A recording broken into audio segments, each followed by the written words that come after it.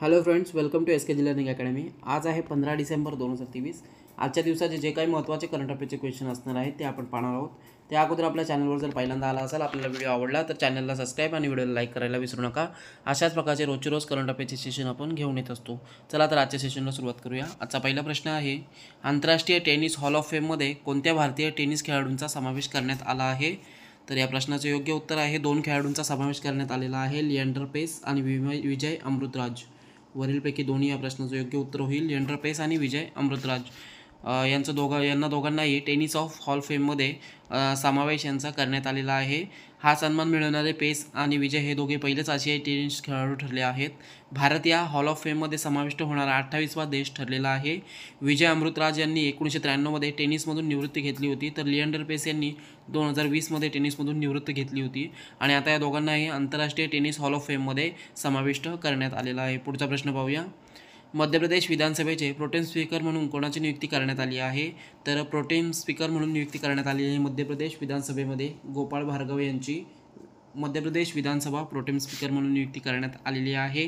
भाजपाचे राज्यातील सर्वात ज्येष्ठ नेते गोपाल भार्गव यांची मध्य प्रदेश विधानसभा प्रोटेम स्पीकर पदावर नियुक्ती नुकताच करण्यात आलेली आहे। प्रोटेम स्पीकर नवनिर्वाचित आमदारांना शपथ देतील। मध्य प्रदेशचे नवीन मुख्यमंत्री म्हणून या अगोदरच मोहन यादव यांची निवड ही करण्यात आलेली आहे आणि प्रोटेम स्पीकरच्या निवडीची तरतूद जी आहे संविधान कलम 181 मध्ये देण्यात आलेली आहे। विधानसभा अध्यक्ष किंवा विधानसभा उपाध्यक्ष पद जेव्हा रिक्त असेल तेव्हा या पदाच्या जबाबदाऱ्या राज्यपालांकडून एका व्यक्तीची निवड करून त्याच्याद्वारे काम पाहिले जाते, त्याला प्रोटेम स्पीकर असे म्हटले जाते आणि आता हे प्रोटेम स्पीकर म्हणून मध्य प्रदेश विधानसभेमध्ये गोपाळ भार्गव यांची नियुक्ती ही करण्यात आलेली आहे। पुढचा प्रश्न पाहूया। बाजार मूल्यानुसार इंडिगो ही कंपनी जगातील कितव्या क्रमांकावर आली आहे? तर इंडिगो ही भारतीय एअरलाईन कंपनी आहे आणि ही आता बाजार मूल्यानुसार जगामध्ये 6व्या क्रमांकावर ही कंपनी आलेली आहे इंडिगो। तर इंडिगो हिचे बाजार मूल्य सध्या 1.15 लाख करोड रुपयांवर पोहोचलेलं आहे।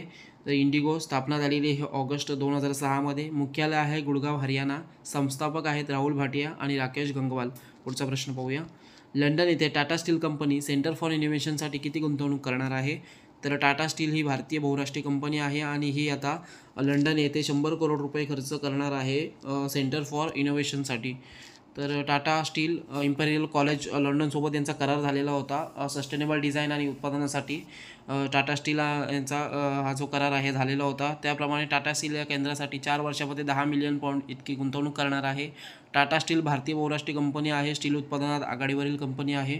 टाटा स्टीलचे मुख्यालय मुंबईमध्ये आहे आणि टाटा ग्रुपची स्थापना जी आहे जमशेदजी टाटा यांनी सन 1868 मध्ये केली होती। सध्या एन चंद्रशेखर हे टाटा ग्रुपचे अध्यक्ष आणि प्रबंधक आहेत। पुढचा प्रश्न पाहूया। रवींद्र बेर्डे यांचं नुकताच निधन झाले आहे, ते कोणत्या क्षेत्राशी संबंधित होते?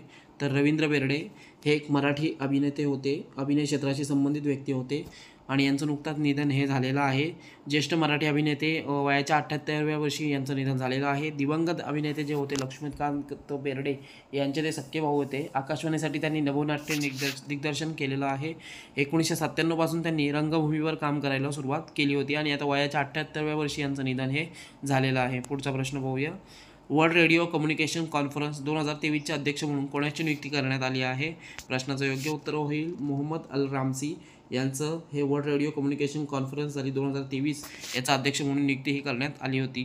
तर वर्ल्ड रेडिओ कम्युनिकेशन कॉन्फरन्स कुठे पार पडली? तर दुबईमध्ये ही पार पडलेली आहे। दिनांक 20 नोव्हेंबर ते 15 डिसेंबरपर्यंत ही वर्ल्ड रेडिओ कम्युनिकेशन कॉन्फरन्स सुरू होती। याच्या अध्यक्षस्थानी मोहम्मद अल रामसी यांना नियुक्त करण्यात आले होते। पुढचा प्रश्न पाहूया। 2022 या वर्षासाठीचा राष्ट्रीय तानसेन पुरस्कार कोणाला प्रदान करण्यात आला आहे? तर हा राष्ट्रीय तानसेन पुरस्कार 2022चा प्रदान करण्यात आलेला आहे पंडित गणपती भट्ट यांना। तर हा पुरस्कार तानसेन संगीत जे आपलं शास्त्रीय संगीत आहे यामधील हा सर्वोच्च सन्मान समजला जातो। 2022चा राष्ट्रीय तानसेन पुरस्कार कर्नाटकचे आहेत हे पंडित गणपती भट्ट यांना प्रदान करण्यात आलेला आहे। कला आणि संस्कृती क्षेत्रामध्ये उत्कृष्ट कामगिरी करणाऱ्या व्यक्तींना हा दिला जातो। मध्य प्रदेश सरकारकडून हा पुरस्कार प्रदान करण्यात येत असतो। पुढचा प्रश्न पाहूया। ICC T20 क्रमवारीमध्ये कोणता फलंदाज अव्वल क्रमांकावर आहे? योग्य उत्तर होईल भारतीय फलंदाज सूर्यकुमार यादव हा ICCच्या T20 क्रमवारीमध्ये आघाडीवर आहे, अव्वल प्रथम क्रमांकावर आलेला आहे। ICC T20 क्रमवारी जाहीर झालेली आहे आणि यामध्ये सूर्यकुमार यादव हा प्रथम स्थानी आहे। पुढचा प्रश्न पाहूया। नुकताच आंतरराष्ट्रीय लैंगिक समानता पुरस्कार 2023 कोणत्या देशाच्या NGOला प्रदान करण्यात आला आहे? तर हा अफगाणिस्तानमधील एक NGO आहे. NGO म्हणजे नॉन गव्हर्नमेंट ऑर्गनायझेशन, गैरसरकारी संघटन जे असतात.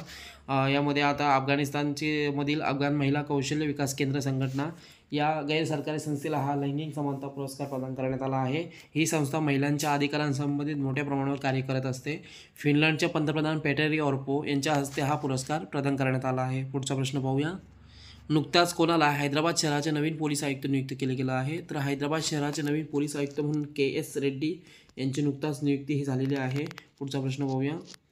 जागतिक नाणेनिधी कोणत्या देशाला त्यांच्या अर्थव्यवस्थेत सुधारणा करण्यासाठी $337 मिलियन देणार आहे? योग्य उत्तर होईल श्रीलंका या देशाला जागतिक नाणेनिधी जी आहे $337 मिलियन ही त्यांच्या अर्थव्यवस्थेतील सुधारणेसाठी देणार आहे.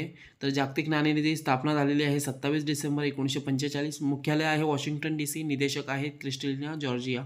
पुढचा प्रश्न पाहूया. नुकताच पंतप्रधान नरेंद्र मोदी यांनी कोणत्या ठिकाणी AI शिखर संमेलनाचे उद्घाटन केलं आहे? तर AI आर्टिफिशियल इंटेलिजन्स शिखर संमेलन जे आहे याचं उद्घाटन केलेलं आहे नरेंद्र मोदी यांनी नवी दिल्ली या ठिकाणी. या प्रश्नाचं योग्य उत्तर येईल ऑप्शन क्रमांक C, नवी दिल्ली या ठिकाणी.